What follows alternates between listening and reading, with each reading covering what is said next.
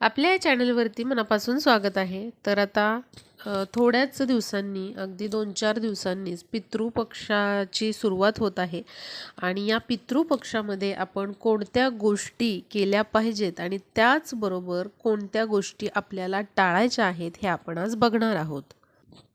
बघा, पितृपक्ष म्हणजे पितृपंधरवडा देखील म्हणतात त्याला. तर या 15 दिवसांमध्ये आपल्या पितरांची होईल तितकी सेवा आपल्याला करायची असते.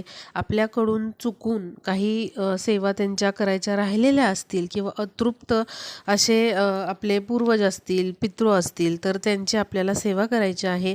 आणि या 15 दिवसामध्ये आपल्याला अशा पद्धतीने सेवा करून आपल्या पितरांना संतुष्ट करायचं असतं. तर बघा, हा जो पितृपक्ष आहे तो 29 सप्टेंबरपासून सुरू होत आहे आणि त्यानंतर 15 दिवस पितृपक्ष असणार आहे, पितृपंधरवडा असणार आहे आणि 15 ऑक्टोबरला नवरात्र उत्सव जो आहे तर तो सुरू होत आहे. तर आता बघा, पितृपक्षामध्ये आपल्याला काही गोष्टी आहेत त्या अजिबात करायच्या नाही आहेत किंवा तुम्हाला त्या करायच्याच असतील तर तुम्ही पितृपक्ष सुरू व्हायच्या आधी त्या करू शकता. आता जसं की नवीन तुम्हाला वाहन घ्यायचं आहे, कार घ्यायची आहे किंवा टू व्हीलर घ्यायची आहे, तर तुम्ही पितृपक्षामध्ये ती घेणं टाळा. पितृपक्ष संपल्यानंतर नवरात्रीमध्ये तुम्ही अशा पद्धतीने नवीन वाहनाची खरेदी करू शकता किंवा तुम्हाला घरामध्ये एखादी नवीन वस्तू आणायची आहे, सोफा आणायचा आहे, डायनिंग टेबल आणायचा आहे, टी व्ही आणायचा आहे, कुठलीही नवीन वस्तू तुम्हाला समजा आणायची आहे तर ती पितृपक्षामध्ये आपल्याला खरेदी करायची नाही. तुम्ही आधीच पितृपक्ष लागायच्या आधी ती बुक करून येऊ शकता आणि नंतर तुम्ही पितृपक्ष संपल्यानंतर तुमच्या घरामध्ये ती घेऊन यायची आहे. पण आपल्याला या पंधरवड्यामध्ये किंवा या 15 दिवसामध्ये पितृपंधरवड्यामध्ये ती वस्तू आपल्याला घरामध्ये आणायची नाही आहे. किंवा मग तुम्हाला समजा जमिनीची खरेदी करायची आहे तर या पितृपक्षामध्ये आपल्याला नवीन जागेची खरेदी, प्लॉटची खरेदी किंवा फ्लॅट जर तुम्हाला घ्यायचा असेल, घर घ्यायचं असेल, तर अशा पद्धतीने आपल्याला प्रॉपर्टीची खरेदी पण या पितृपक्षामध्ये करायची नाही आहे. तर तुम्ही बुकिंग करू शकता ते आणि नंतर तुम्ही ते तुमच्या नावे करून घेऊ शकता. त्याचबरोबर तुम्हाला नवीन कपडे खरेदी करायचे असतील तर तुम्ही या पंधरवड्यामध्ये शक्यतो नवीन कपडे खरेदी करणं टाळा. आता खूपच अर्जंट आहे, अगदी तुम्हाला त्याची गरजच आहे तर तुम्ही घेऊ शकता. पण असा प्रयत्न करा की या पितृपक्ष लागायच्या आधी किंवा सुरुवात होण्याच्या आधीच तुम्हाला जे काही कपड्यांची खरेदी करायची असेल तर ती तुम्ही आधीच करून ठेवा. किंवा मग तुम्ही आधी सांगितल्याप्रमाणे जे कोणते कपडे तुम्हाला पाहिजे असतील ते सिलेक्ट करून ठेवा. मात्र ते तुम्ही खरेदी कधी करायचे आहेत तर पितृपक्ष संपल्यानंतर तुम्ही ते खरेदी करायचे आहेत.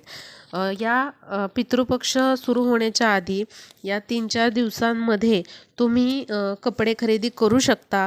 तुम्हाला स्वतःला जे कपडे पाहिजे आहेत किंवा तुमच्या घरच्यांना, तुमच्या मुलांना जे काही कपडे लागणार आहेत तर ती तुम्ही लिस्ट काढा आणि त्यानुसार तुम्ही तुम्हाला लागणाऱ्या नवीन वस्तू आहेत किंवा मग नवीन कपडे आहेत अशी लिस्ट काढा आणि त्या वस्तू तुम्ही आधीच या पंधरवड्याच्या आधीच खरेदी करण्याचा प्रयत्न करा.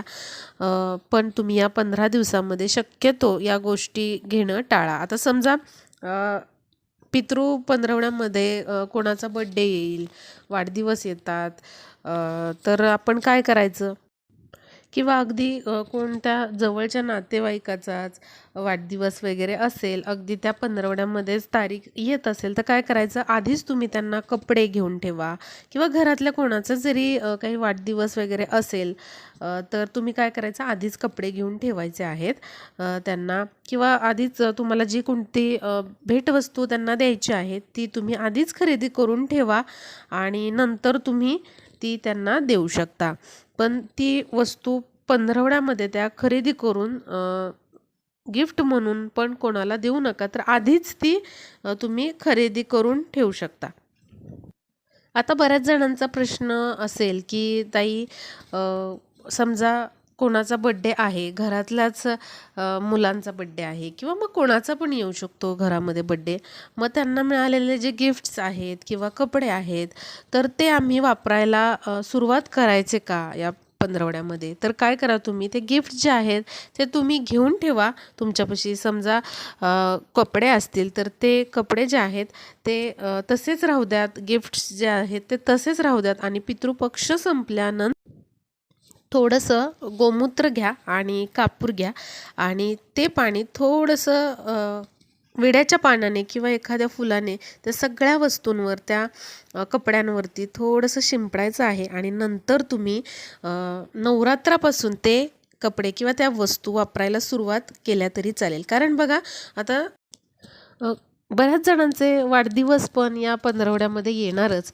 आणि कसं असतं, जे जवळचे व्यक्ती असतात, जवळची माणसं असतात, नातेवाईक असतात, ते गिफ्ट्स आपल्याला देत असतात, अगदी प्रेमाने गिफ्ट्स देत असतात. तर त्यांना आपण नाही म्हणू शकत नाही. आम्ही तुमचं गिफ्ट घेत नाही असं तुम्ही म्हणू शकणार नाही. त्यामुळे आपल्याला प्रेमाने आदराने त्यांचं दिलेलं जे गिफ्ट आहे, भेटवस्तू आहे, ती घ्यायची आहे. फक्त तुम्ही ती जे वस्तू आहे, नवीन वस्तू आहेत किंवा नवीन कपडे आहेत, ते वापरायला सुरुवात पंधरवड्यामध्ये करू नका. तर पंधरवडा झाल्यानंतर आपल्याला सुरुवात करायची आहे. आपण थोडक्यात म्हणतो ना, घडी मोडणे किंवा ती वापरायला सुरुवात करणे, तर ती मात्र आपल्याला पितृपंधरवड्यामध्ये करायची नाही. नवरात्रामध्ये तुम्ही या नवीन वस्तू वापरायला सुरुवात करू शकता.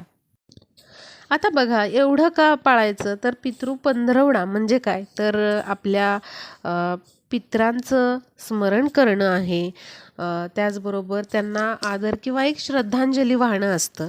त्यामुळे या 15 दिवसात आपल्याला होईल तितकी त्यांची सेवा करायची असते, त्यांना श्रद्धांजली व्हायची असते. त्यामुळे आपल्याला अशा पद्धतीने नवीन कुठल्या वस्तूंची खरेदी करायची टाळायची आहे.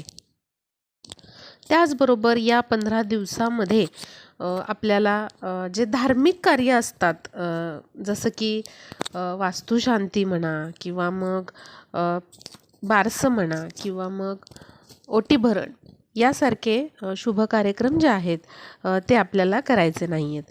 तर हे यांसारखे शुभ कार्यक्रम जे आहेत ते आपल्याला पितृपक्ष संपल्यानंतर करायचे आहेत. आता तुम्ही म्हणाल, वाढदिवस साजरा केलेला चालेल का? तर बघा, 2 गोष्टी तुम्ही करू शकता. आधी मी सांगितलं की तुम्ही या पंधरवड्यामध्ये समजा वाढदिवस आला, म्हणजे मोठ्या माणसांचा किंवा लहान मुलांचा, आणि तुम्हाला तो करायचाच आहे, तर तुम्ही करू शकता.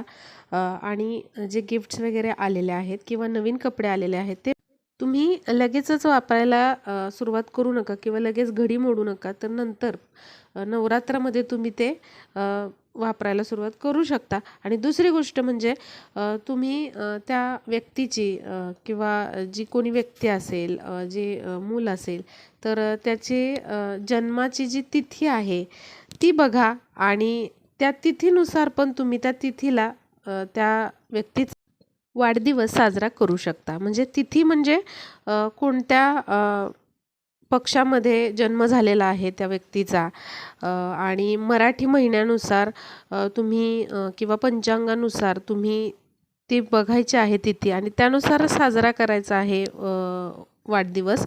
म्हणजे इंग्लिश महिन्यानुसार न करता तुम्ही प्रॉपर जी जन्माची तिथी आहे त्यानुसार देखील वाढदिवस साजरा करू शकता.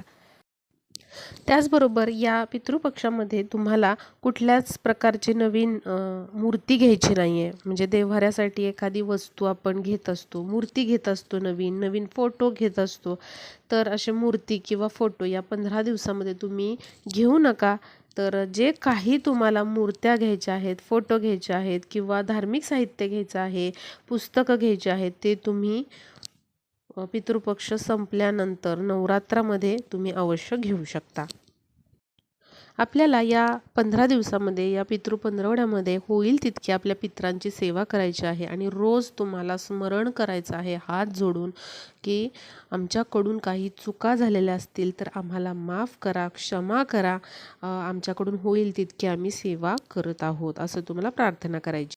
आणि सगळ्यात महत्त्वाची गोष्ट म्हणजे शक्य असेल तर रोज या पितृपक्षामध्ये या 15 दिवसांमध्ये तुम्हाला रोज कावळ्याला दही भात ठेवायचा आहे. तुम्ही तुमच्या टेरेसवरती एखाद्या छोट्याशा डिशमध्ये दही भात करून तो कावळ्याला दाखवायचा आहे किंवा तिथे ठेवायचा आहे. किंवा टेरेसची सोय नसेल तर तुम्ही काय करायचं आहे, घराच्या तुमच्या दक्षिण दिशेला घराच्या बाहेर तुम्ही तो दही भात एखाद्या पानावरती ठेवू शकता. म्हणजे कावळा किंवा मग जे पशुपक्षी आहेत दुसरे तर ते तो दही भात खाऊन जातील. तुम्हाला अवश्य हे करायचं आहे. रोज जरी जमलं नाही तरी तुम्हाला जमेल त्या दिवशी असा दही भात कावळ्याला द्यायचा आहे किंवा पशुपक्ष्यांना खाऊ घालायचा आहे.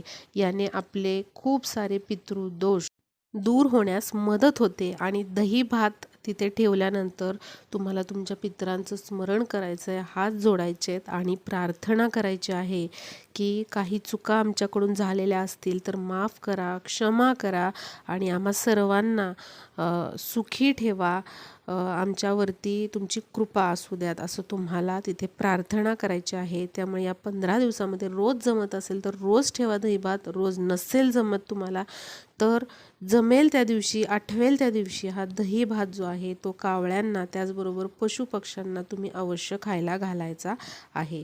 तर या काही गोष्टी होत्या ज्या पितृपक्षाविषयी तुम्हाला मला सांगायच्या होत्या. तर अवश्य तुम्ही या गोष्टी पाळण्याचा प्रयत्न करा आणि ज्या मी सांगितलेल्या आहेत त्या टाळण्याचा प्रयत्न करा. आणि ही जी एक गोष्ट मी शेवटी सांगितलेली आहे दही भाताचं, आपल्याला काय करायचं आहे, दही भात हा कावळ्याला तिथे ठेवायचा आहे किंवा पशुपक्ष्यांना खाऊ घालायचा आहे.